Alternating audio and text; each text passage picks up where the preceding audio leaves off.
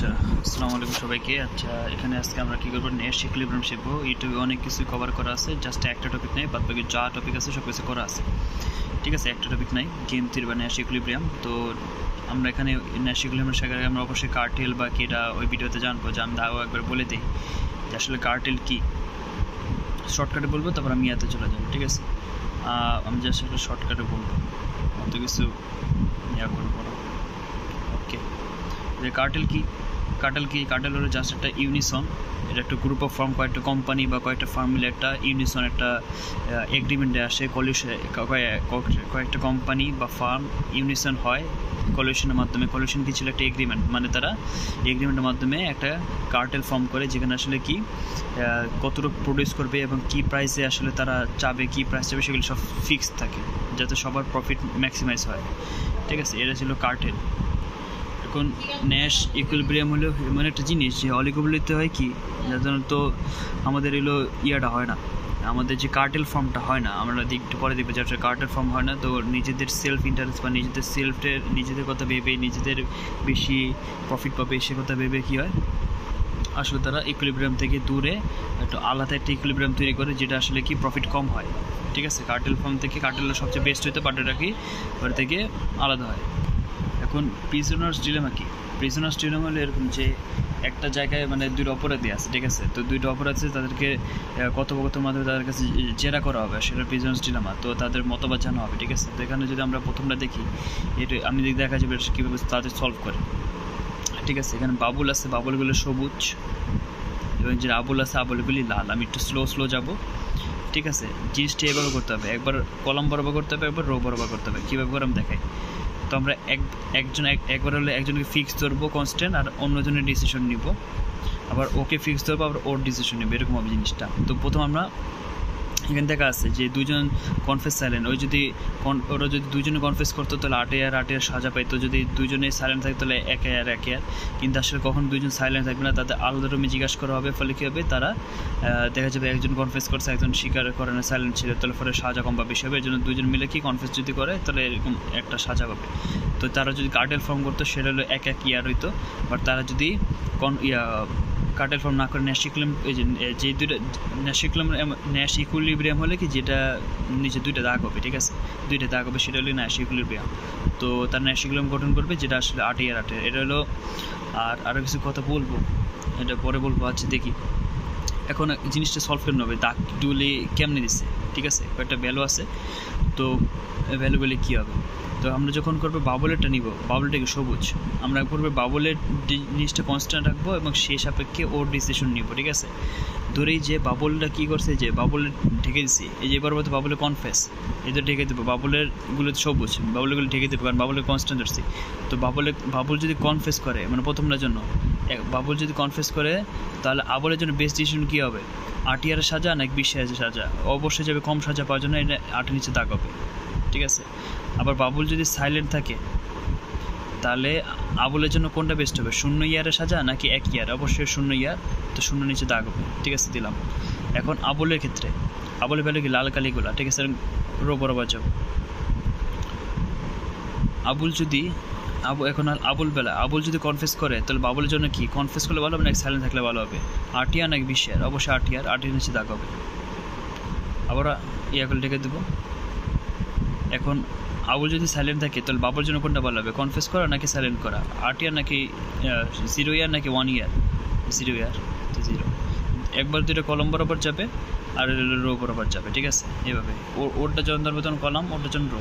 এটা হলো প্রথমটা। এখন সমাজের ক্ষেত্রে কোনটা ভালো হবে? সমাজের ক্ষেত্রে আসলে যদি এই ক্ষেত্রে যদি কার্টেল ফর্ম হয়, তাহলে সমাজের ক্ষতি, কারণ দুইজন সন্ত্রাসী, তো ওরা যদি 1 ইয়ার সাজা পায়, তাহলে কি সমাজের জন্য ক্ষতি করে। এর জন্য এরকম কোনো কথা নাই যে অলওয়েজ কার্টেলটাই বেস্ট হবে। ঠিক আছে, কার্টেল মাঝামাঝি এরকম ক্ষতি করে। তো কোশ্চেন যদি আসে যে সমাজের জন্য কোনটা হবে, তো এখানে যদি কোশ্চেন এরকম আসবে যে মাঝে কার্টেল ফর্ম না হইলেও বা কর্পোরেট করলে যে ডিসিশনটা আসে না, সেগুলো না, সেটা আসলে ভালো হয়। তো এটাই। ঠিক আছে, তো এখানে কার্টেল ফর্ম না হলে যদি কনফেস করছে, তো এখানে ইকুইলিব্রিয়াম হয়েছে, তাহলে কার্টেল ফর্ম করলে কী করতে, তার কম সাজা পাইতো, বলে সেটা সমাজের জন্য ক্ষতি করত। তারা এখানে যে ইকুইলিব্রিয়ামটা গেছে, সেটা হলো সমাজের জন্য ভালো, তাদের জন্য খারাপ আর সমাজের জন্য ভালো। তো তেমনি করে বার করে। এখন হলো আরেকটা আছে পিছনের সিলেম আছে টোটাল 4টা, তো 4টা হলো মুখস্থ করতে হবে। মুখস্থ করলে জাস্ট এই ভ্যালুগুলো মুখস্থ করে তারপর কীভাবে বার করে তো ইজিলি বার করা যায়, ঠিক আছে। এখন হলো আর্ম রিক্স, ঠিক আছে, এটা হলো আর্ম মানে অস্ত্র ছাড়া, ঠিক আছে। তো জাস্ট এর ছকে লেখা ফেলতে হবে এবং জাস্ট দাগ কীভাবে দেয় এটা আমি বলে দিই, ঠিক আছে। তো যখন আমি ইউএসএ ডিসিশন নিব, ঠিক আছে, তো ইউএসএ ডিসিশন নিলে লম্বা বরাবর দুটো সবুজ অফ, লম্বা বরাবর দুটো সবুজ অফ করলাম। এখন ইউএসএ যদি কি আর্ম হয়, ইউএসএ আর্মের জন্য তো নিতে আছে, এটা তো আর্মের জন্য, ডিসআর্মের জন্য। তো ইউএসএ যদি আর্ম হয় তাহলে রাশিয়ার জন্য কোনটা ভালো হবে, আর্মে থাকা নাকি ডিসআর্মে থাকা, মানে অ্যাট্রিক্সে থাকা নাকি অ্যাট্রিক্স অ্যান্ড উইক থাকা। এখন একটা দেশ যদি আর্ম থাকে মানে অ্যাট্রিক্স আর্ম মানে কি ওর কাছে অস্ত্র আছে, ওই যদি অস্ত্র থাকে তাহলে আরেকটা দেশ কখনো কি অস্ত্র ছাড়া থাকতে যাবে না, কারণ অস্ত্র দিয়ে আবার উইক থাকতে যাবে না, কারণ উইক থাকতেই যাবে না, কারণ ওই ঝামেলা হলে হবে বাট সে রিস্ক নেবে না, এই জন্য অ্যাট্রিক্স থাক। আবারও ডিসআর্মের ক্ষেত্রে এই যে ডিসআর্মের ক্ষেত্রে দুটো সবুজ ডাকতে হবে, ইউএসএ সবুজ। তো এখন কী হবে, ইউএসএ যদি ডিসআর্ম থাকে ওটা যদি অস্ত্র না থাকে তাহলে রাশিয়ার জন্য কী হবে, ভালো সেফ অ্যান্ড পাওয়ারফুল থাকে নাকি সেফ থাকা। আগেই বলছি যে সেফ কেউ থাকতে চাবে না সম্পূর্ণ সেফ, কারণ ঝামেলা হইতেই পারে, এই জন্য কি ওই থাকবে সেফ অ্যান্ড পাওয়ারফুল নিচে থাক। এখন ওকে কনস্ট্যান্ট দেবো, ওর ডিসিশনটা নিব। এখন এই যে দুটো কমলা কালার ঢেকে দিলাম। এখন এই যে রাশিয়া যদি আর্মে থাকে তাহলে ইয়ার জন্য ভালো কী হবে, আর্মে থাকা নাকি ডিসআর্মে থাকা। আমি বলছি যে কেউ কি থাকবে না, কোনো থাকবে না, ছাড় দিবে না, তো অ্যাট্রিক্সে থাকবে মানে আর্মে থাকবে, ঠিক আছে। তারপরে এটা রেখে দিলাম। রাশিয়া যখন ডিসআর্ম থাকবে তখন কি হবে, রাশিয়া যখন ডিসআর্ম থাকবে তখন কি হবে, ওই কি ডিসআর্ম থাকবে, তখন ইউএসএ কি ডিসআর্ম থাকবে নাকি থাকবে। তো রাশিয়া যখন ডিসআর্ম থাকলো, ঠিক আছে, তো ইউএসএ ক্ষেত্রে চয়েস কী হবে, সেফ অ্যান্ড পাওয়ারফুল নাকি সেফ। তো এখানে সম্পূর্ণ সেফ কে থাকতে পারে না, সেফ থাকবে পাওয়ারফুল থাকবে, এই জন্য সেফ অ্যান্ড পাওয়ারফুল থাক। তো লাস্টে দেখতেছে যে এই দুটোর ক্ষেত্রে কী হয়েছে, ইকুইলিব্রিয়াম গঠিত হয়েছে। তো এই জায়গাটা কি ইকুইলিব্রিয়াম, ঠিক আছে। আর এই যেটার কার্টেল দুটো সেফ ছিল, যেটা সময় মানে দুটো ভালো, বাট তারা কী হবে ন্যাশনাল ইকুইলিব্রিয়ামে যাবে। এখন ওয়াটার সাপ্লাই ক্ষেত্রে, এখন ওয়াটার সাপ্লাই আছে 40 গ্যালন 30 গ্যালন এরকম তৈরি আছে। এটা কামালের ডিসিশন, এটা জামালের উপরে একটা চার্ট আছে, ওই চার্টটা দেখে এটা আবার ইজি হয়, না হলেও সমস্যা নেই। তো এখানে কি যে দেখা যাচ্ছে ওই যদি দুজন মিলে যদি 40 গ্যালন উৎপন্ন করে, টোটাল 80 গ্যালন উৎপন্ন করে, বা দুজন যদি 40 করে তো দুজন প্রফিট হবে 1600। আর দুজন যদি এই 30 উৎপাদন করতো তাহলে হয়তো 1800, ঠিক আছে। তো এখানে সবচেয়ে বেশি প্রফিট পাওয়া যেতেছে তাহলে এটার কার্টেল, আর এটা হলো ন্যাশনাল ইকুইলিব্রিয়াম, কারণ দুটো নিচে দাগ আছে। তো দাগ কীভাবে দেয় এটা আমরা দেখবো। আর যদি মানে এরকম হইতো, তারা যদি চিট না করতো, তারা যদি 30 করতো তাহলে কী করতো, তারা 1800 পাইতো। বাট তারা কী করছে, চিট করছে। যেমন জামাল যদি চিট করে কামাল দেখা যাইতেছে জামাল 30 গ্যালন উৎপন্ন করছে, কামাল 40 গ্যালন উৎপন্ন করছে, চলো 70-70-এর জন্য জামাল কম পাবে, কামাল 2000 টাকা পাইতেছে। তো এক্ষেত্রে চিট হইতেছে এটা উল্টাটা। এখানে আবার কামাল দেখা যাইতেছে কি 30 গ্যালন, আর যে জামাল হলো 40 গ্যালন, তো জামাল আবার বেশি প্রফিট হবে। এই দুটো হলো চিট।